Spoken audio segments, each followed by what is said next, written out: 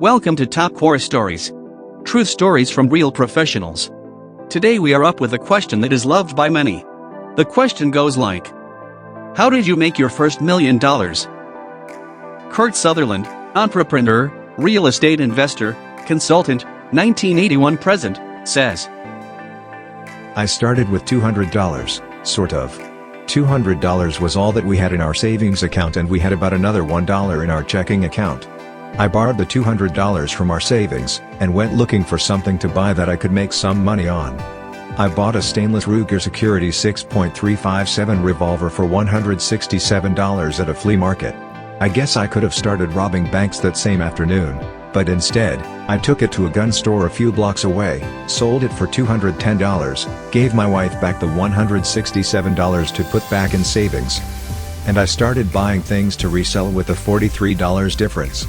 At first I bought more firearms. I'd go to gun shows and buy and resell all weekend. I'd buy at one table and sell a few tables away. I was buying $20 handguns up to around $200 rifles by the end of the day. I'd make $2 to $25 on each sale normally. Occasionally, I'd make $100 or so. By the end of the day, I had normally earned an extra $200, up to $300 or $350 on a good day. That was great. It covered half my mortgage. That was about the time that President Reagan was shot, and I could tell that gun sales were going to slow down a lot. So I got out of that and started buying used cars to resell from a local new car dealer. I bought his backlot cars, the trade-ins that he couldn't resell. I bought them on Thursday mornings around 11 a.m. I had them paid for and transported to my house by about 2 p.m. I'd call the newspaper by 4 p.m. and have them advertised in the following day's paper. I was buying cars for $600 to $800, and selling them to students and parents with teenage drivers for $1,000 to $1,200 a car. They would all be sold by Saturday afternoon.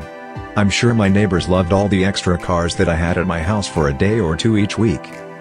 We had a freeze one day in town and I lost a few freeze plugs and had other issues with my cars, plus a buddy wrecked one that I let him drive for a day. I decided to get out of cars and into gold jewelry, diamonds, and pre-owned Rolex watches. The goal was always to make enough to be able to start investing in real estate. It didn't take too long before I was able to purchase an investment property. I didn't know how I was going to pay for it, but I owned it. The payment was $37.50 a month for 5 acres on Highway 183. I think I paid somewhere around $550 to $1,300 for it. 30 some odd years later I figured out that I was never going to do anything with the land, and I think I sold it for $75,000. By then, $75,000 was no big deal. I bought a few houses, sold a few houses, bought a few more, kept them. Somewhere around here is when I became a millionaire. Built a few duplexes, bought a few commercial properties. Bought 2 commercial buildings on the same day, multi-millionaire status about now and growing rapidly. Bought a large commercial property, and a few more houses to keep. Built a few businesses along the way, sold a few of the businesses, but kept the real estate to lease to the new business owners' tenants, and before I knew it, I had a little money, and it was a good thing because I was starting to get older by then. Now I'm nearly 59. I could have retired a decade ago, but that wouldn't have been very exciting. In the meantime, I've started another business or two, invested in a number of real estate ventures, bought another commercial property this past month. Yesterday I was approached by some friends that want me to invest and take a leading role in their startup company, so I started researching that opportunity. And I'm hoping to break ground on a $50 million apartment community/high-end retail development in the next few months. Still negotiating to buy out the last tenant so I can demo the building and then start construction. I want to pay them $250,000 to move. They want $1.25 million to move. Their whole business is only worth $500,000. So yeah, I'm very glad I didn't retire. I would have missed out on a lot of fun, a little excitement, and all of the challenges. And that's how I became a millionaire. Slowly, over a lifetime, starting with almost nothing except a very strong desire to feed and house my family. The desire is the same for a lot of people, it's just that everyone takes a different path to get to their goal. Best of luck on your journey. I sincerely hope that you will have as much fun as I have had. Lovely. Let's move on to our next answer. This one is from Anonymous and it goes like, At 24, $0 broke neck in diving accident. Paralyzed from chest down. Began learning stocks. At 25, $0 hired as an analyst by small brokerage at $1,000 per month. At 26, $0 lost job. At 28, $0 rehired by different company at $500 per month. Looking for defunct public companies to reverse merge with private companies wanting to go public. At 29, $10,000 salary increased to $3,000 a month. Learn the biz inside and out. At 30, $100,000 got stock in a few deals that worked out. Started my own company and did a few deals. At 31, $1 million did more deals. At 32, $7 million did more deals and invested on full margin during internet boom. At 33, $700K market crashed and lost 90% of my net worth. Indicted for securities fraud but charges dropped. IRS nailed me for offshore account. At 37, $500,000 lost more money in bad deals. Depression. Thoughts of suicide. No job. Too afraid of doing what I used to do, after getting burned. At 40, $300,000 lost more money. Depressed. Studying spirituality. Tried day trading futures. At 46, $300,000 never made money day trading. Still dealing with fears of losing everything, being broke and paralyzed. But trying to gain new strength every day. No longer depressed. Still seeking a new path. Meditating.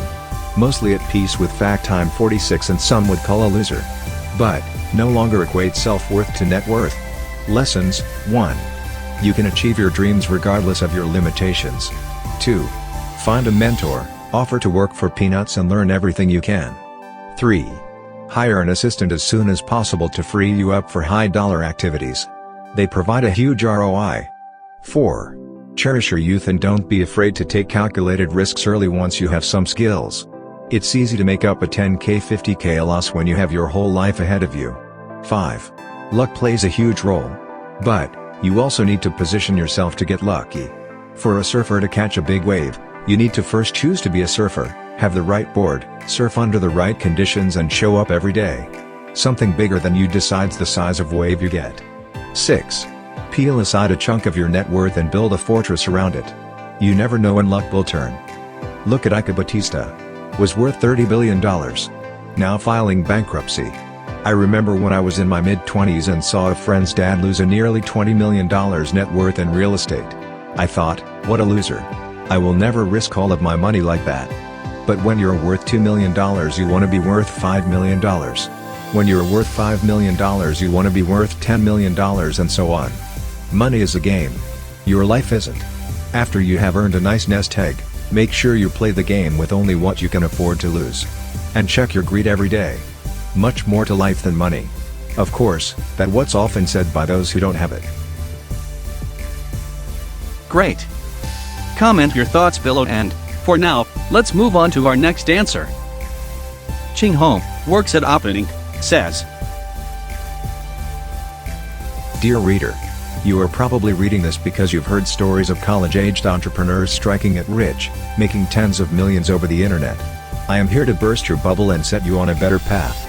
I have witnessed million-dollar inheritances and savings built over 10 to 20 years of hard work reduced to pennies because of silly, romantic notions.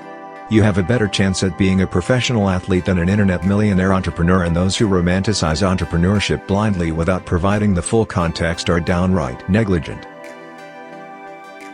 I am successful in perhaps the most competitive industry on earth.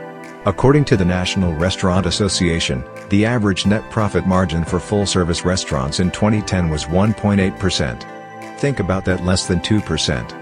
Only an industry with a 2-cent margin and a 60% immediate failure rate can inspire such a saying: if you're not down, you're up.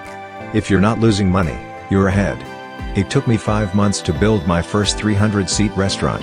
I built this restaurant at a third of the cost that others could build a similar restaurant of this scale. I've provided jobs for over 100 people and did this all before the age of 25. A few specifics: professional services. An architect charges 10%, that is $100,000 on an estimated $1 project. I can't afford that. So I drew the plans myself, using sketches of successful restaurants I admired. They laughed at me. I learned to do it better, focusing on what was relevant, and redid the floor plan over and over again, privately, until everything looked perfect. Impressed by the detail, a professional architect made a few modifications and signed off on my work. Total cost $2,500, total savings equals $97,500. Ditto on the interior design, Architectural Digest, general contractor, watch, learn and emulate, lawyer, study leases and contracts, and many other elements. Construction. Designer tile costs $10 per square foot, that's $80,000 in floor and wall tile for a 300-seater. Add in light fixtures, seating, custom 16-foot tall statue and you're looking at over $300,000 on the furnishings alone, another $200,000 on the steel, sheetrock and concrete. Not including labor nor equipment, that's $500,000, I can't afford that. Instead, I wire transferred $100,000 to Hong Kong, found the actual suppliers myself. Found a family of sculptors to build me my custom steel and fiberglass statue, for less than $10,000, and shipped it all over in 4 sea freight containers straight from China. Remember, profit equals revenue minus cost. Maximize revenue, minimize cost. Sure, go ahead and hire professionals, hire your weakness they say, but that comes with the inherent disadvantage of taking 3 times as long to make back your money. Your neighborhood chain restaurants such as Applebee's costs $2,400,000 to open. Financial statement. Much of the cost passed along by experts who erect barriers to entry on what should be accessible and learnable knowledge. I can build that same restaurant for $800,000. I run my business endeavors the same way. For example, highly experienced cooks cost $20 an hour. I can't afford that. So I mastered cooking on my own, trained others to do the same, and it cut my labor cost in half. Anything is learnable. BTW, as I am in the food business, I believe that cost savings must not come at the expense of food quality. Even though most of my competitors and 90% of the national chains use pre-packaged frozen product, we purchase the fish, meats, and produce ourselves fresh, directly from the market 5 times a week. Even then our tuna costs $14.95 per pound. You see, being a successful entrepreneur requires you to devote every waking moment learning to outcompete other people. After a long day of construction, I would stay up until 4 a.m. learning my next skill and sometimes didn't change clothes for 2 weeks straight because it felt like a waste of time. Is that the lifestyle you want? Forget the girlfriend, that comes later.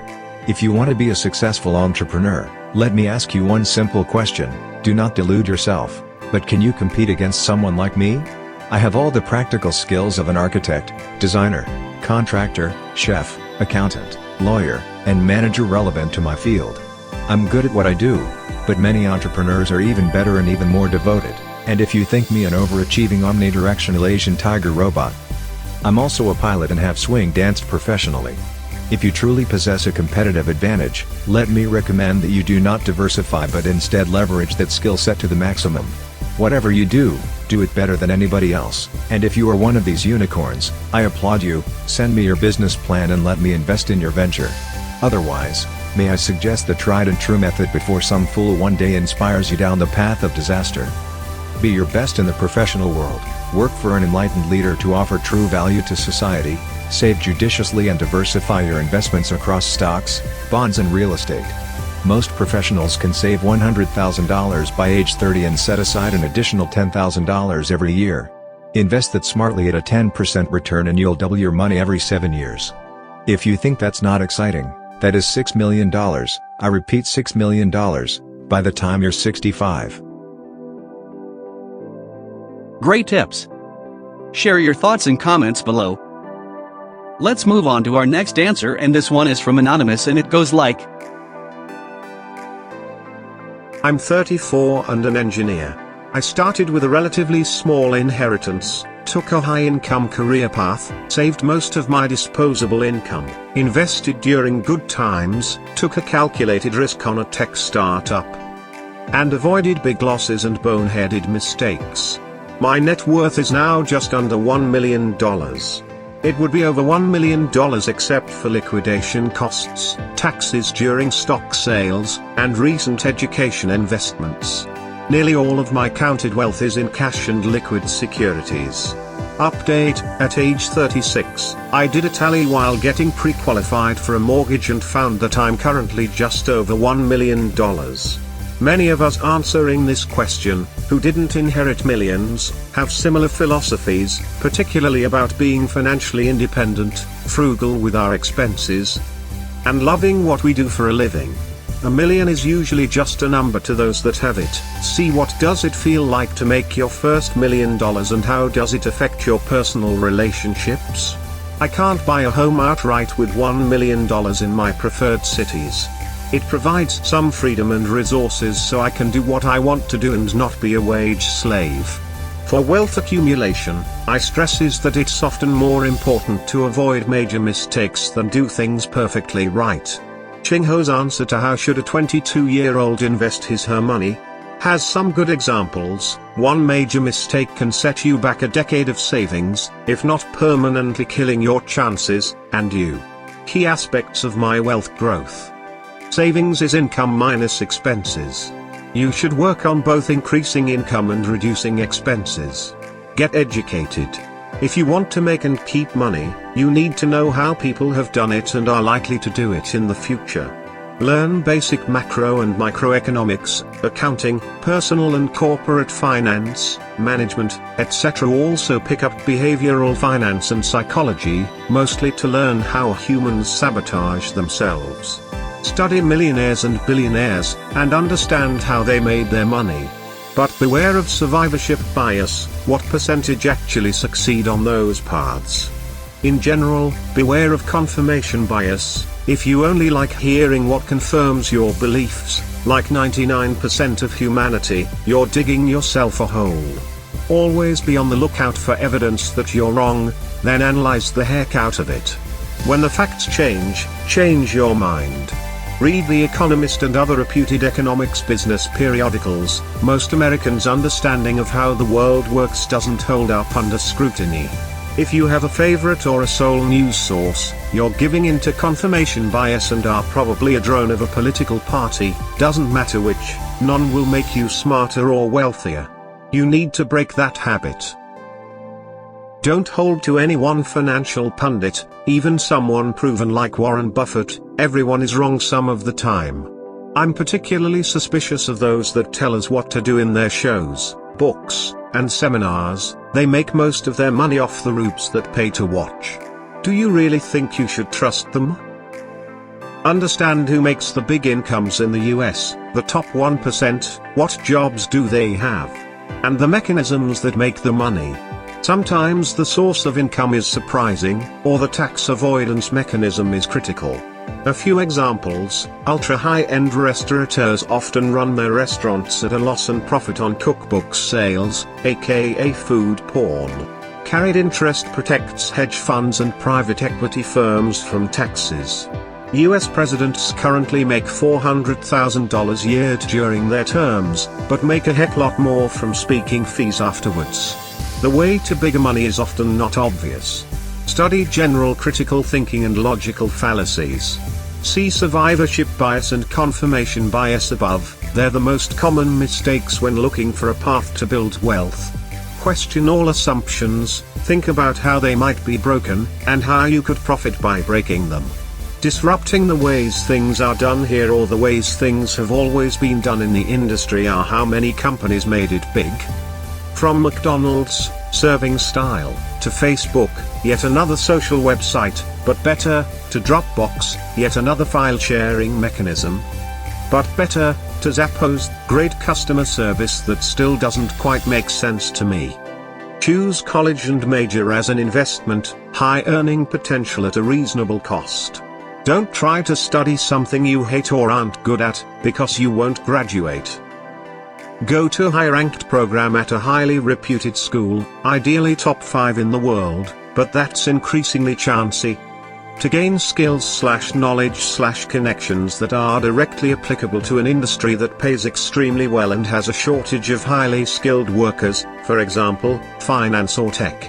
Some will argue that they get the same education at a lesser school, but you won't get the same reputation, connections, and network.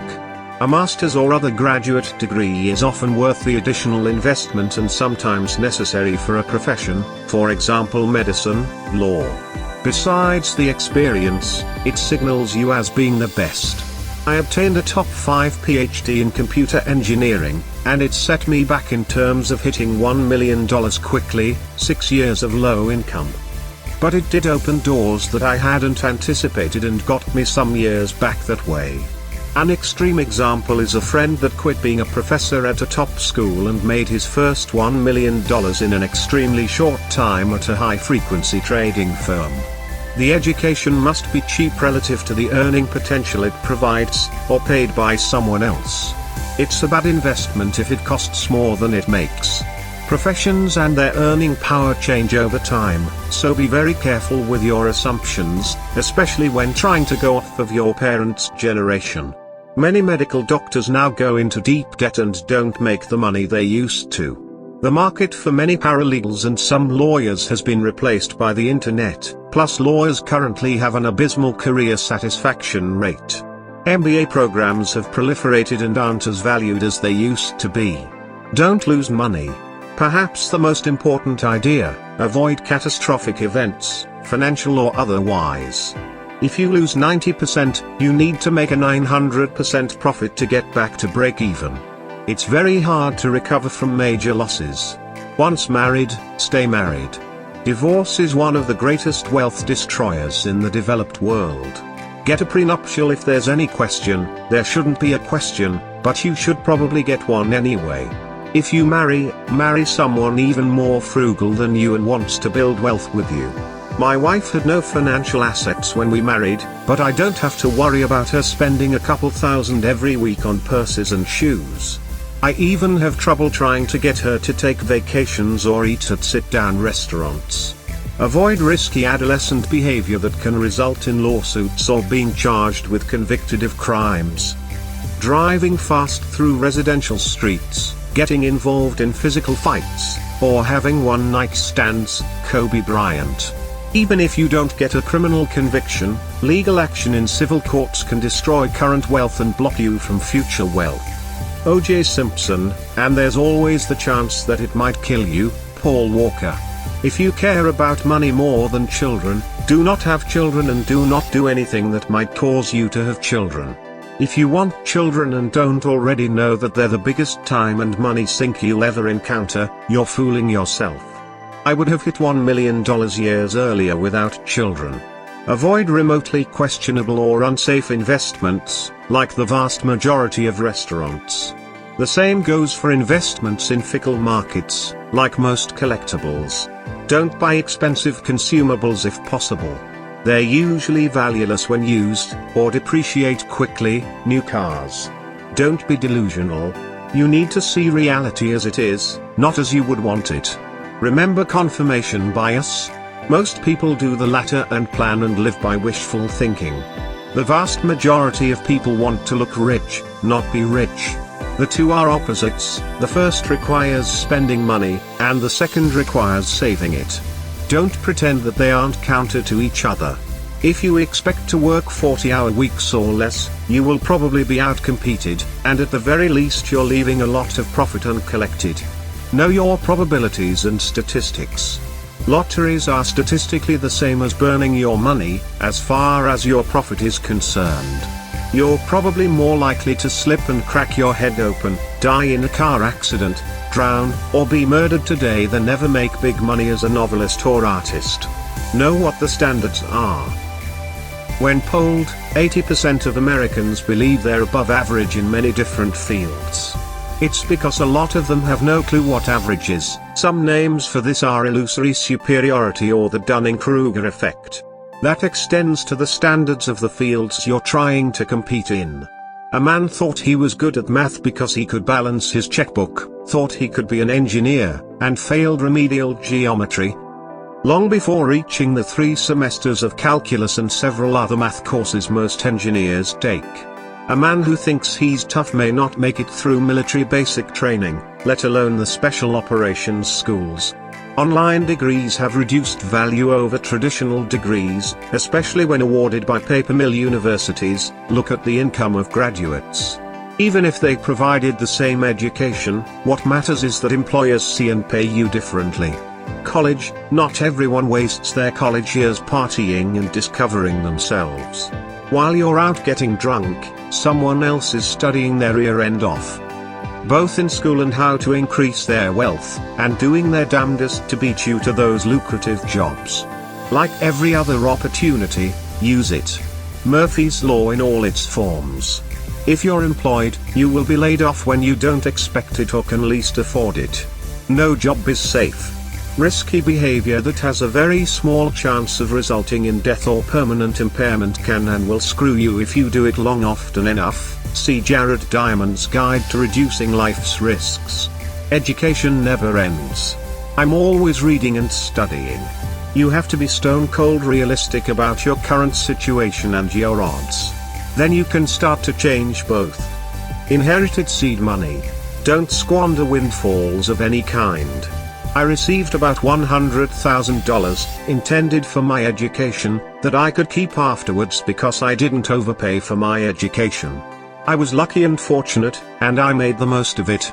Inheritance and connections are how many of the truly rich become rich. http://www.businessweek.com/sharty. Passive and or multiplicative income. I invest my money, and it makes more money while I work on my day job and secondary projects. Businesses hire people to create more value than they cost in compensation. That's how they make a profit. Maximized my contributions to tax-sheltered retirement accounts. I've done this every year since I started earning money, sometimes only a naira, sometimes a 401k. The tax-free compounding helps over the long run, and it lets me liquidate those assets without tax consequences in special situations. See the next topic. It's maybe a third of my net worth. Avoid or mitigate the major stock market crashes, don't lose money. I shifted a significant part of my investments out of equities in both 2000 and 2007 because I thought the stock market and the people participating in it were insane. I was able to avoid much of the potential loss during the subsequent crashes, and jumped back in when everyone else gave up. Avoiding crashes when you're investing is hard, but the main thing is to avoid the cliffs, not attempt to time the peaks. Ken Fisher, billionaire and Forbes columnist, is better than most at calling crashes before they happen.